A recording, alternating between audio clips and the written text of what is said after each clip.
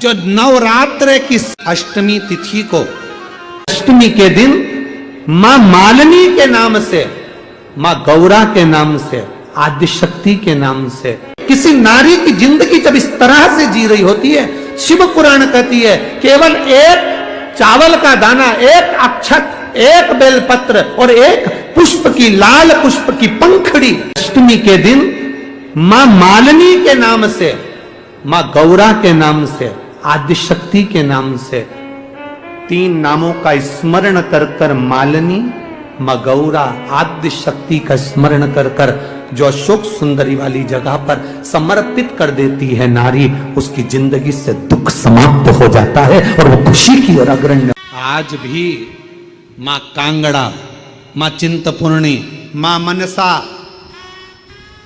मां करोली, मां वैष्णवरानी, मां ज्वाला, जितनी जितनी शक्तिपीठ है, सारी शक्तिपीठों में आज भी हलवे और चने का भोग लगता है। आज भी चना हलवा का भोग लगता है।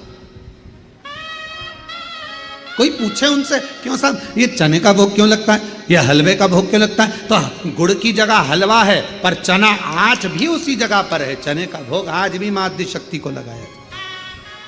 बहुत बीमार रहता है, शरीर में कष्ट रहता है, उसको भोजन नहीं भाता, भूख नहीं लगती, भूख नहीं लग रही, भोजन नहीं भा रहा, भोजन नहीं भा रहा, भोजन अच्छा नहीं लग रहा, भूख नहीं लग रही, शरीर में अन्न नहीं लग रहा, दुबला पतला होते जा रहा है, शरीर खराब होते जा रहा है, तो उससे निवेदन है अगर बन सके तो प्रयास करना। आप किसी भी देवी के मंदिर में जाकर, किसी भी देवी के मंदिर में जाकर एक दुर्वा, एक बेलपत्र माता के मंदिर में मां शकंभरी के नाम से रखना। उस दुर्वा को वापिस लाना, बेलपत्र को वापिस लाना। बेलपत्र सुबह के समय खाना और दुर्वा शाम के समय खाना।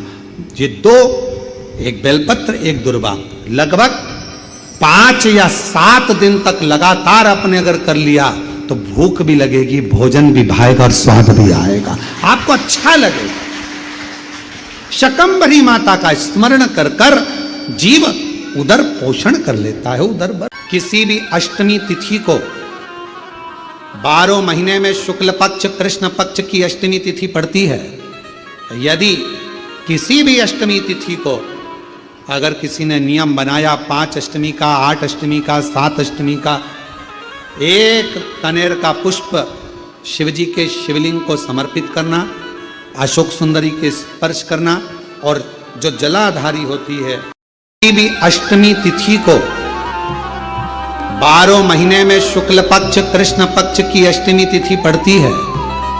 यदि किसी भी अष्टमी तिथि को अगर किसी ने नियम बनाया 5 अष्टमी का, 8 अष्टमी का, 7 अष्टमी का, एक कनेर का पुष्प शिवजी के शिवलिंग को समर्पित करना, अशोक सुंदरी के स्पर्श करना, और जो जलाधारी होती है, जैसे ये शिवलिंग है, ये जलाधारी है, तो पहले शिवलिंग पर स्पर्श, फिर अशोक सुंदरी का स्पर्श, फिर जलाधारी पर कनेर का पुष्प शिव जी की ओर मुख कर कर, अर्थात जैसे मानो ये कनेर का पुष्प है तो ऐसा शिवलिंग का स्पर्श करते हुए जलाधारी पर जो समर्पित करता है, भगवान शंकर उसके मन की कामना को पूर्ण जरूर करते हैं। एक कनेर का पुष्प, वो आद्य शक्ति है, वो दुर्गा, वो भवानी, वो अष्ट भुजाधात्री, जो नवरात्र की साधना करता है,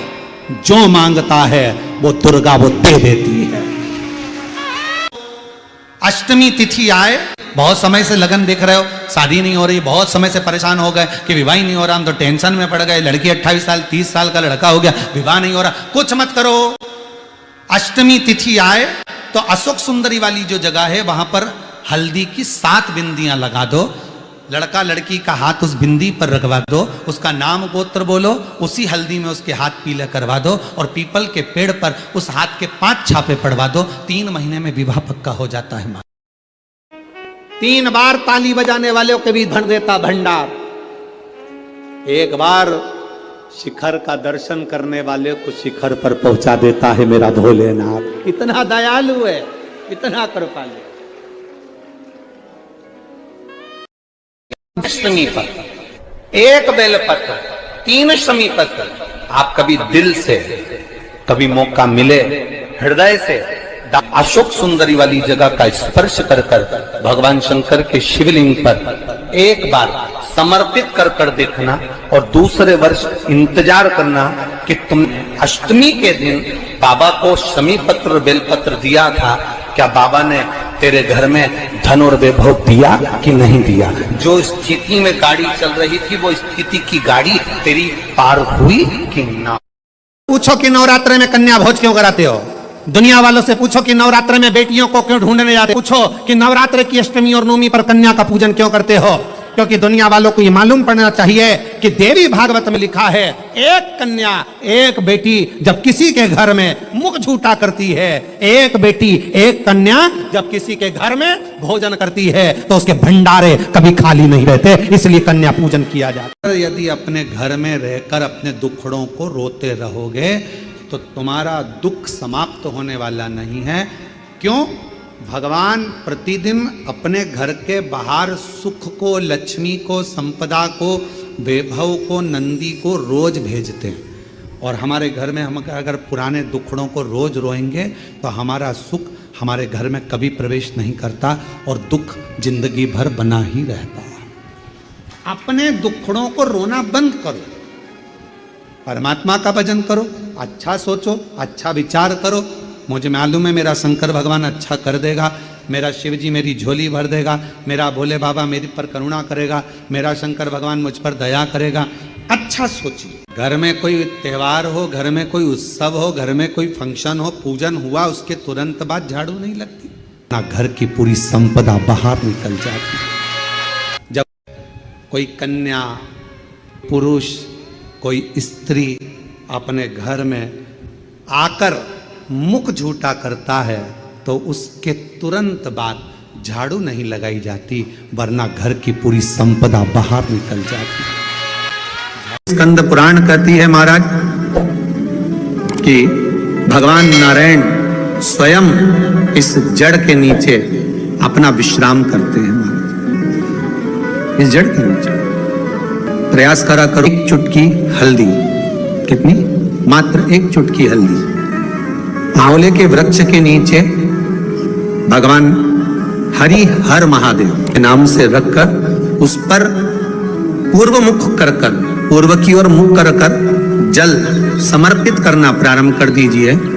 आप अगर प्रयास करेंगे अष्टमी की अष्टमी, और हमने पहले भी कथा में कहा है, ध्यान लगाकर सुनिएंगे तो स्मरण में रहेगा, पराया धन और पराई स्त्री एक दिन व्यक्ति को बर्बाद कर दे।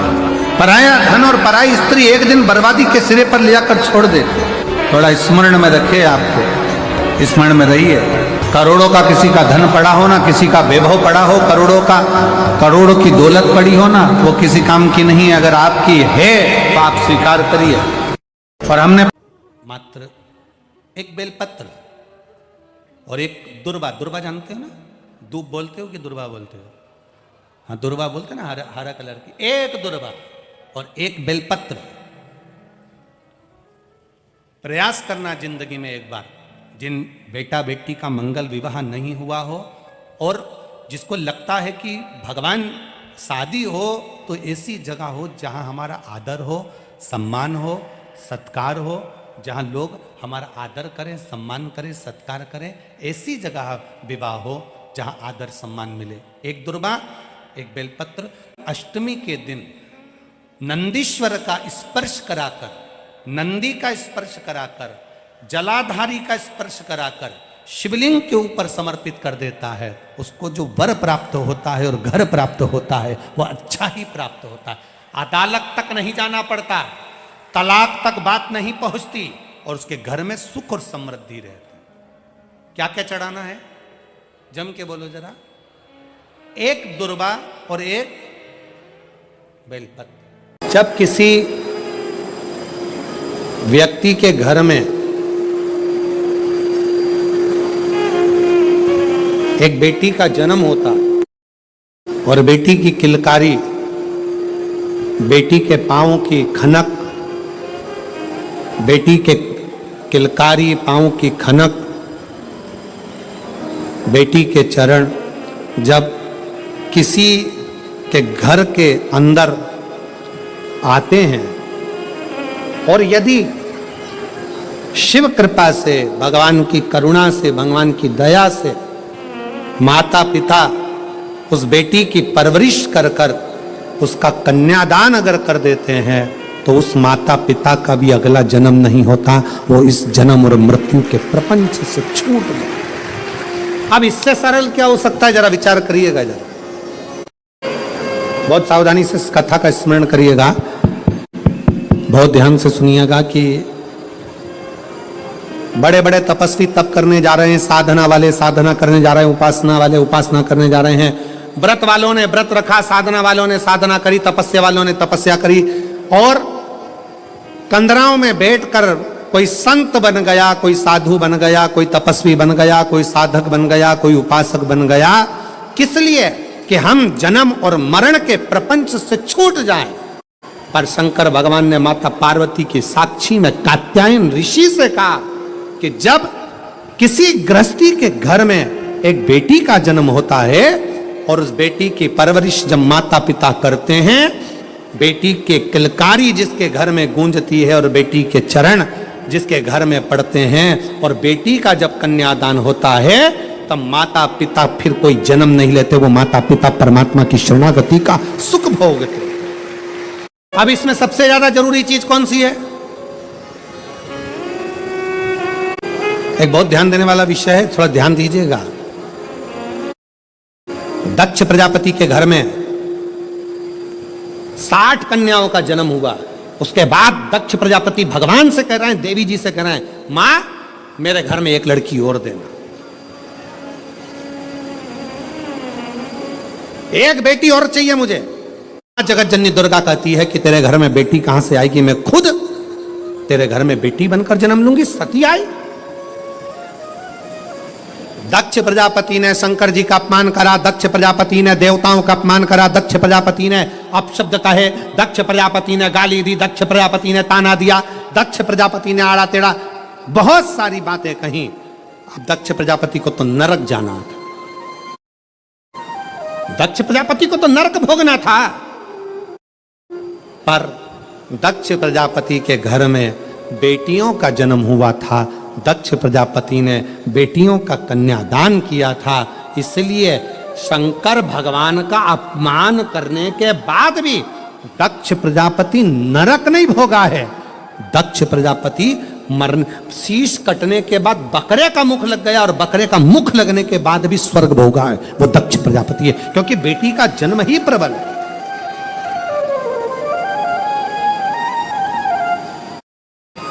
सुखी वो नहीं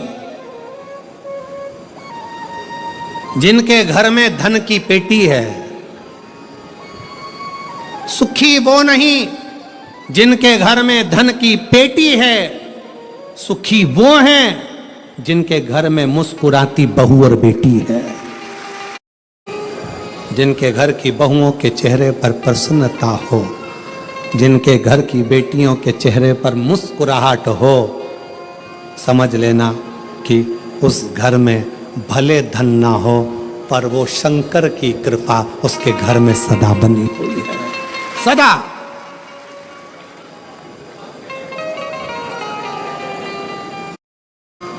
नवरात्रि चल रहे हैं,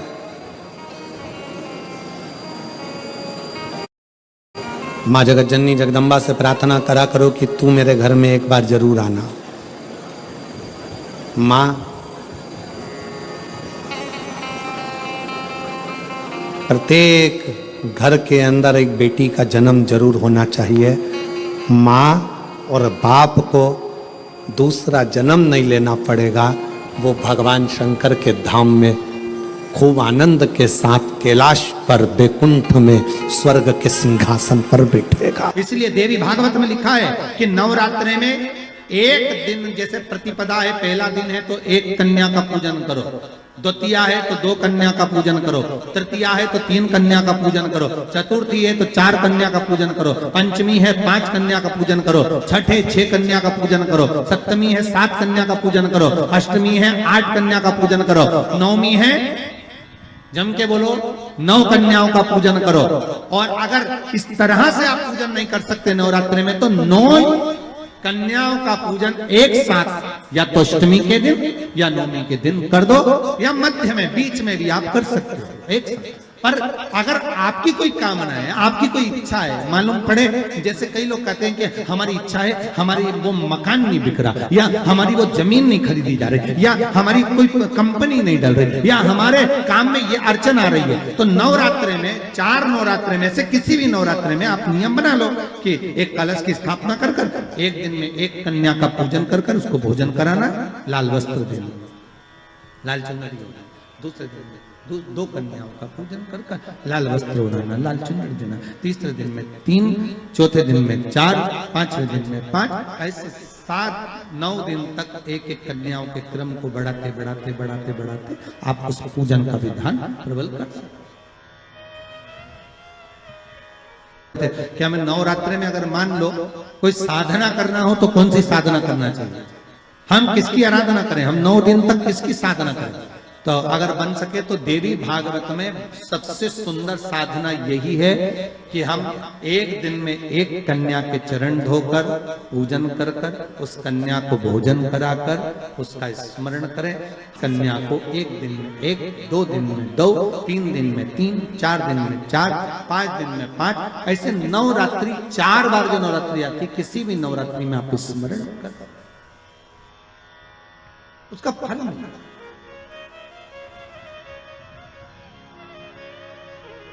उसका फल होगा।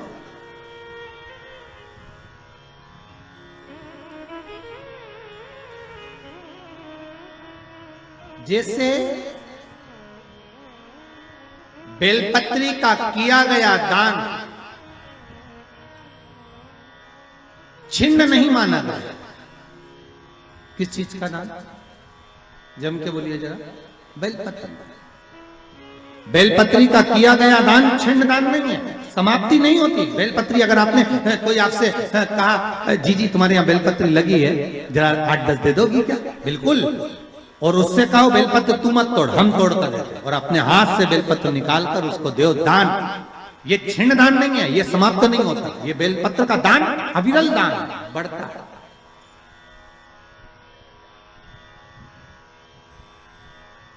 सुख का भान करता है। मां जगतजननी की स्तुति में स्वधा का स्मरण आया। ओम जयंती मंगला काली भद्रकाली कपालिनी दुर्गा क्षमा शिवा दानी स्वाहा स्वधा नमस्तुते। ओम जयंती मंगला काली भद्रकाली कपालिनी दुर्गा क्षमा शिवा दानी स्वाहा स्वधा नमस्तुते। ओम जयंती मंगला काली भद्रकाली कपालिनी दुर्गा क्षमा शिवा दानी स्वाहा स्वधा नमस्तुते। स्वाहा स्वधा नमस्तुते।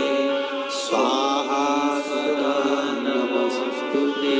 स्वाहा स्वधा नमस्तुते। ओम जयंती मंगला काली भद्रकाली कपालिनी दुर्गा क्षमा शिवा दानी स्वाहा स्वधा नमस्तुते।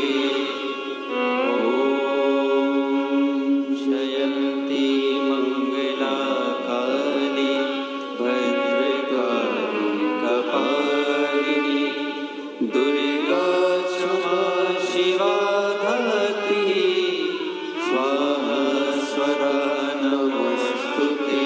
स्वधा का उच्चारण हमको सुख प्रदान करता है, स्वधा का उच्चारण हमें संपदा प्रदान करता है। अगर किसी व्यक्ति के जीवन में खो गया, कर्जे में डूब गया, कर्जा बहुत हो गया, पैसा चले गया, गाड़ी चली गई, मकान चले गया, सब गिरवे रखा गया, सब कुछ समाप्त हो गया, उसको प्रत्येक प्रदोष को, प्रत्येक अमावस्या को घी का दीप किसी भी पेड़ के नीचे, ये 5 वृक्ष बताए हैं पितृभाव के, उन 5 वृक्ष में से कहीं पर भी बड़, पीपल, आंवला, शमी, बेलपत्र आदि 5 वृक्ष में से किसी भी वृक्ष के नीचे प्रज्वलित करे और काम ना करे, उसका कर्जा चूकता ही है, चूकता। 4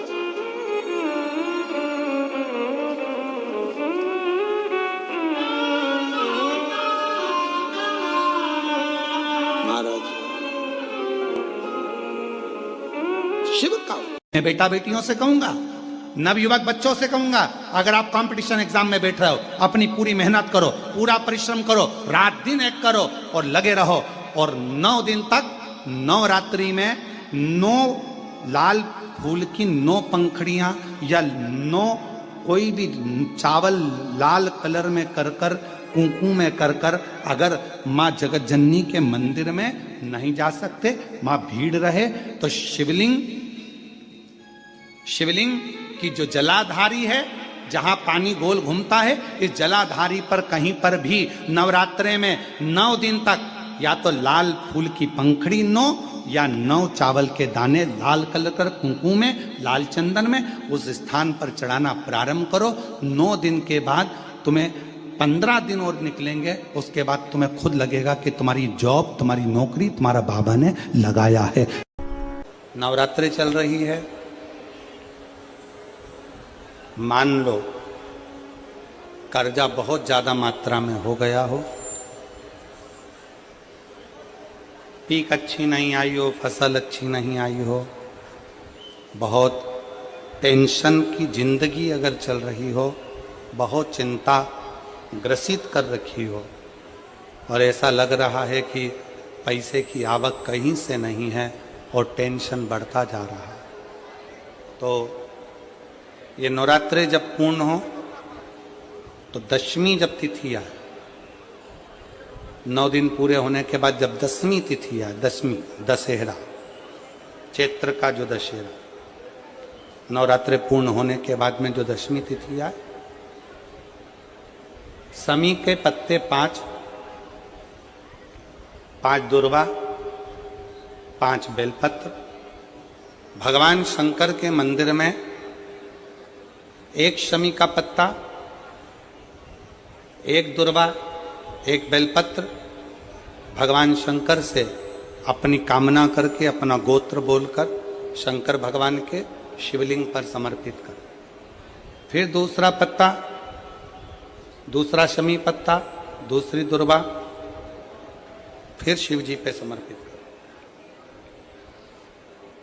5 पत्ते शमी के, 5 दुर्वा, 5 बेलपत्र, जो विजयदशमी चैत्र महीने की रहेगी, चैत्र महीने की जो 10वीं तिथि रहे नवरात्रि के बाद की, समर्पित कर कर 1 लोटा जल 3 बार शंकर जी को उसी जल से 3 बार समर्पित करें। अपनी कामना कर कर चढ़े हुए जल का भाग थोड़ा सा लेकर आए, घर के दरवाजे पर, व्यापार के स्थान पर उसका सिंचन करें और हृदय से बाबा से प्रार्थना करें, बाबा तेरे भरोसे हूँ, बहुत चिंता है, बहुत टेंशन है, कर्जा बहुत है, दुख बहुत है, व्यापार चल नहीं रहा, तुझे समान। हमारा विश्वास करता है 3 महीने के अंदर जहाँ भी कथा होगी वहाँ आपका खुद का पत्र आकर आप लिख कर भेजोगे कि मेरे बाबा ने मेरा हाथ पकड़ लिया, मेरे शिव ने साथ दिया।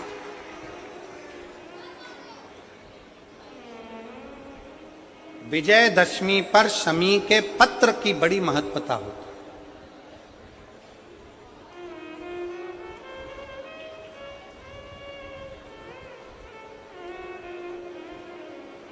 और नवरात्रे के बाद में जो विजयदशमी आती है, उस दशमी की बड़ी महत्वता होती है। धन की कामना के लिए, कार्य सिद्धता के लिए, भगवान शिव की अविरल भक्ति को प्राप्त करने के लिए शमी पत्र मूल होता है। मूल।